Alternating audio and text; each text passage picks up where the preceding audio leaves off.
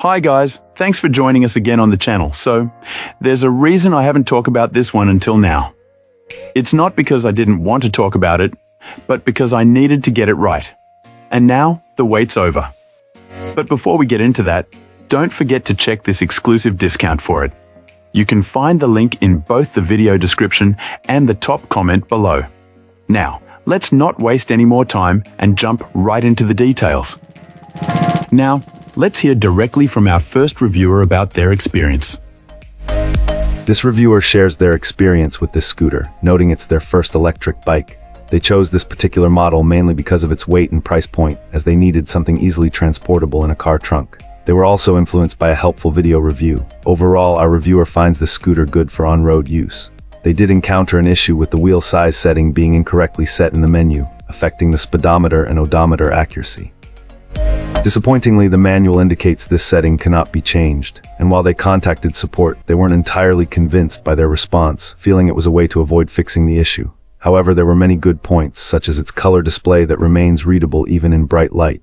They found that even with the headlight turned off, the brake light still activates when either brake is applied, which is a great safety feature. They also noted the scooter has decent power even on lower pedal assist settings. While the battery isn't huge, it seems to offer a decent range if you're willing to pedal and use the assist only when needed.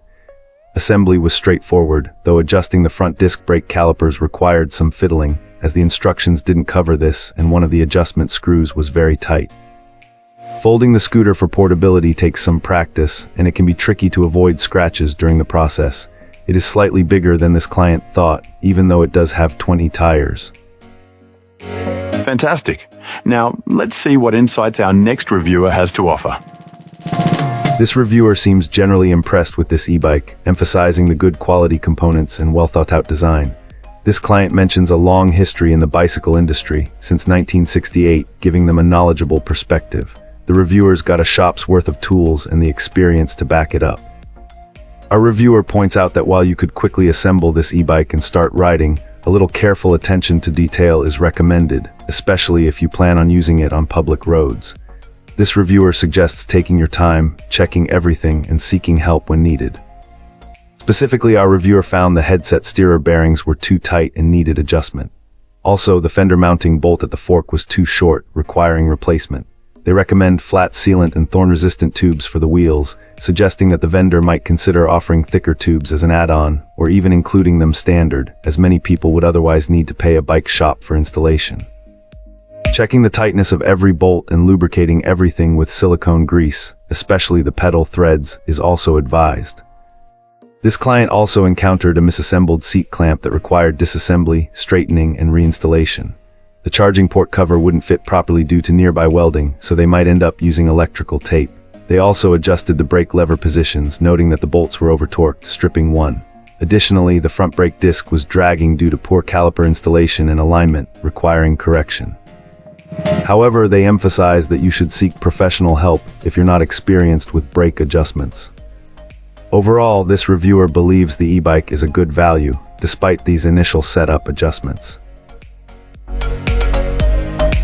Great! Now let's see what our next reviewer has to say about their experience. This reviewer shares a mixed experience with this scooter. Overall, it seems like a decent piece of equipment, but some design choices present challenges. Our reviewer particularly notes an issue with the seat's position relative to the pedals, finding it less than ideal. The most significant problem, however, lies with the seat post. It seems to struggle to stay in place, creating a real headache. This client had to resort to inserting pipes into the seat post hole to achieve the desired height because the clamp alone proved insufficient for tightening. On a more positive note, the scooter performs well in full electric mode. Straight pedal mode, however, doesn't impress the reviewer as much. The pedal assist function receives a lukewarm reception. Anything beyond the second level apparently requires excessive pedaling effort.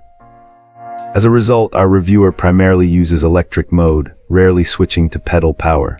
Finally, potential buyers living in smaller spaces should be aware that this scooter takes up a fair amount of room. This client resides in a smaller townhouse and finds the scooter a bit bulky for their living situation, so it's crucial to consider storage space before making a purchase. And that's a wrap. Like, subscribe, and drop a comment if you've got thoughts. Thanks for watching. See you in the next one.